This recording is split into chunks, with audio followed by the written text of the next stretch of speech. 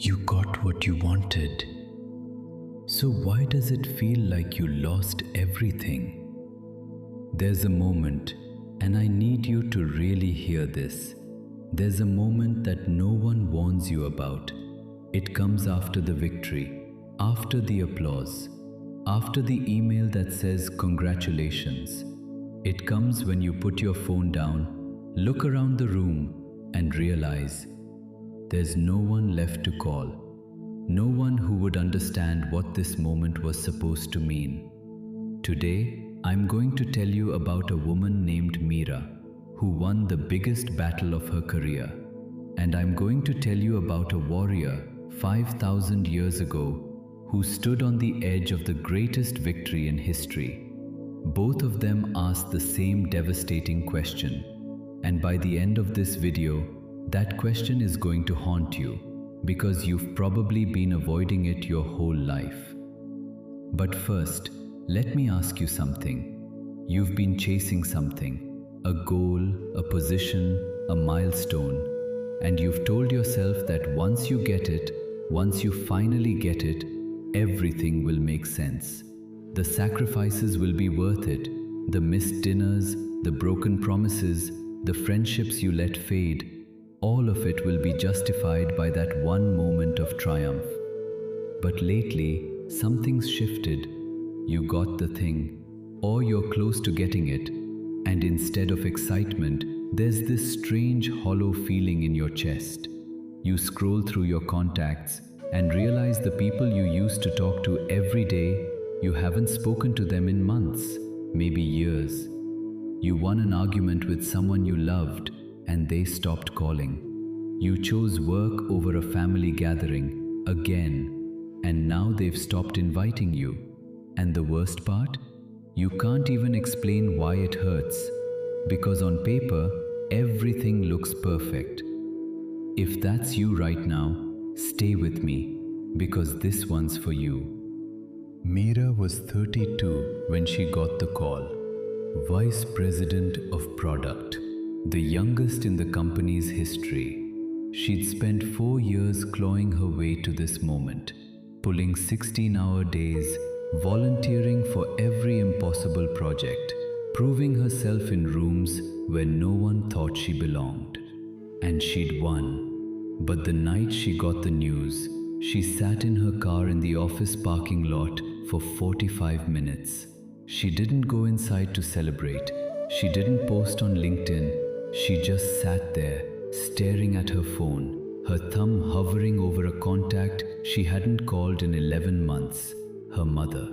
See, Meera's mother had been asking her to come home, not for a holiday, not for an occasion, just to come home, to sit in the kitchen, to talk, the way they used to, before Meera's world became all about quarterly reviews and stakeholder meetings. But Meera always had a reason. Next month, Ma. After this launch, Ma. Once I get promoted, I'll have more time. Her younger brother Arjun had stopped texting her altogether. They'd had a fight, a real one, 8 months ago, when Meera missed his engagement party for a client dinner. He'd said something she couldn't unhear. You're not building a career, Meera. You're building a wall. She told herself he didn't understand, that one day when she'd made it, he'd see, they'd all see, and now here she was. She'd made it, and there was no one to see. The next morning, Meera walked into the office early, before anyone else arrived. She found one person already there, Nandini ma'am, head of HR, 61 years old.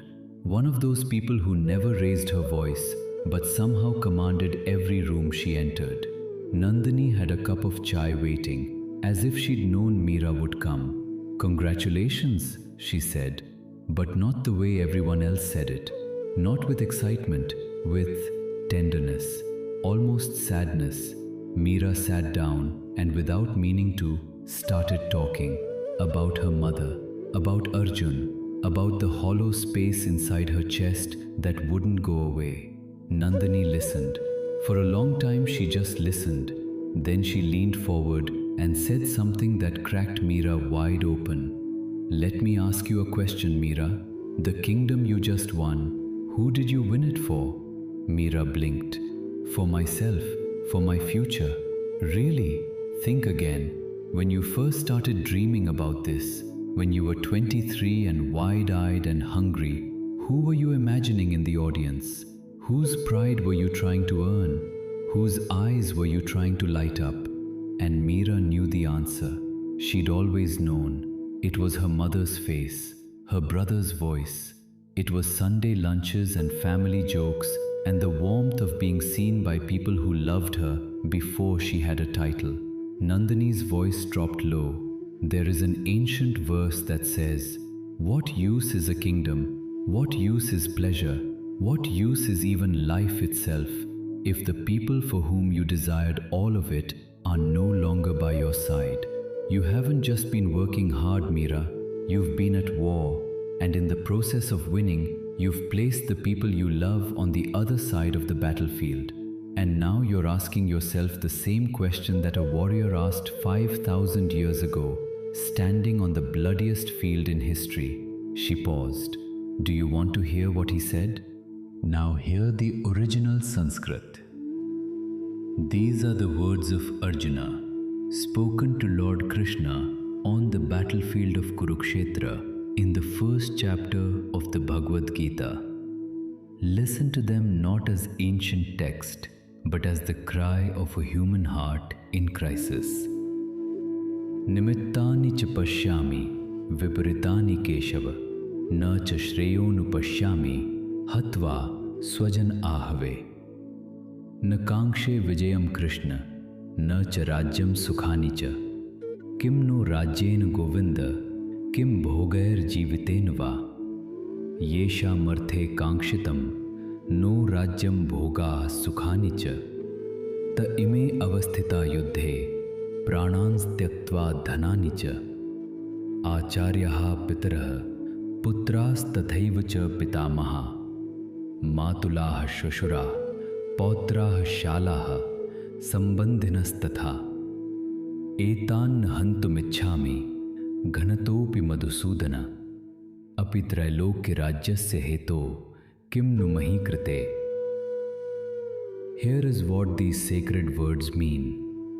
Arjuna says, O Krishna, I see only bad omens. I see no good that can come from killing my own people in this battle. I do not desire victory, Krishna, nor kingdom, nor pleasures. Of what use is a kingdom to us, Govinda? Of what use are enjoyments, or even life itself? Those for whose sake we desired kingdom, enjoyments and pleasures, they are the very ones standing here on this battlefield, ready to give up their lives and their wealth. Teachers, fathers, sons, grandfathers, uncles, fathers-in-law, grandsons, brothers-in-law, and other relatives. I do not wish to kill them, O Madhusudana, even if they attack me first. Not for the sovereignty of all three worlds. How then for this earth alone? Picture this, the largest army ever assembled, 18 divisions, millions of soldiers stretched across the plain of Kurukshetra. Conch shells scream, war drums thunder, the air itself trembles with the weight of what is about to happen. And in the center of it all, the greatest archer the world has ever known, Arjuna, warrior prince, champion of the Pandavas, the man who trained his entire life for this exact moment. He had asked Krishna to drive his chariot between the two armies, just to look, just to see who he would be fighting. And what he saw destroyed him. On the other side, his grandfather Bhishma, who had bounced him on his knee as a child, his teacher Drona, who had placed the first bow in his hands, his cousins, his uncles, men he had shared meals with, men who had blessed him at every milestone of his life. And something inside Arjuna broke, not his courage, not his skill, his certainty. He looked at the throne he was fighting for and asked the question that echoes across 5,000 years.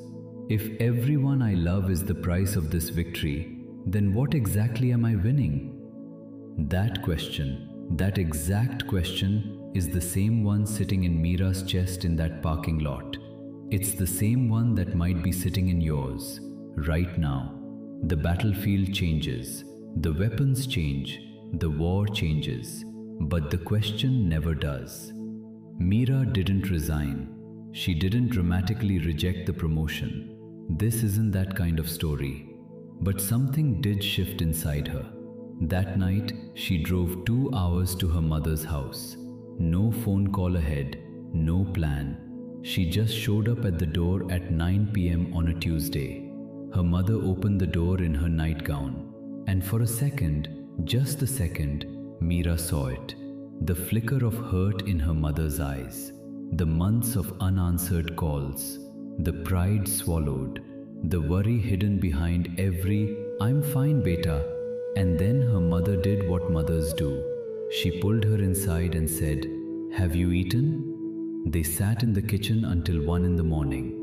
Meera didn't talk about her promotion, not once. She talked about the time they made mango pickle together when she was 11. She talked about how her mother's hands smelled like turmeric and safety. She talked about how sorry she was, not in grand words, in small, broken, honest ones. She called Arjun the next day. He didn't pick up. She called again the day after. He didn't pick up. She sent a text. "I know I don't deserve a call back, but I just wanted you to know you were right. I was building a wall, and I'm trying to take it down, brick by brick." He called her back 3 days later. The conversation was short, awkward, careful. Nothing was fixed. But something was started. Meera still works hard. She still wants to succeed. But now, every Sunday, she drives home. No exceptions, no client dinners, no excuses. She moved one of her weekly leadership meetings to make room for it. Her team thinks it's for personal wellness. It is, just not the kind they imagine. See, Meera didn't find a perfect answer. There isn't one. Arjuna didn't get a clean resolution either. Not yet, not in these verses. He sat in the middle of his crisis and let himself feel the full weight of it. He didn't run from the question. He let it break him open. And that willingness to stop, to question the cost of your own ambition before it consumes everything, that is not weakness. That is the beginning of wisdom. Now let me ask, does any of this sound familiar? You achieved something big recently, but the first person you wanted to tell is someone you haven't spoken to in months. The people you're working so hard for have slowly become strangers you send money or gifts to, but never your time. Every time someone says you've changed, you brush it off as jealousy, but at 3 in the morning, alone with your thoughts, you wonder if they were right. Your calendar is full, your inbox is overflowing, your goals are on track, but something inside you feels like it's running on empty. If even one of those landed, then these verses were not spoken 5,000 years ago. They were spoken today, directly to you. Here is your Gita journal question for today. Think about the biggest thing you're chasing right now, the goal, the milestone, the dream that keeps you up at night. Now ask yourself honestly, the people for whose sake you first started chasing it, are they still beside you? And if they're not, is there still time to bring them back? Write your honest answer in the comments below. Not for me, not for anyone else, for you. Because some truths only become real when you finally put them into words. And remember this, the throne means nothing if every seat at your table is empty. Win your war if you must, but first, make sure you haven't already lost the very people you were fighting for.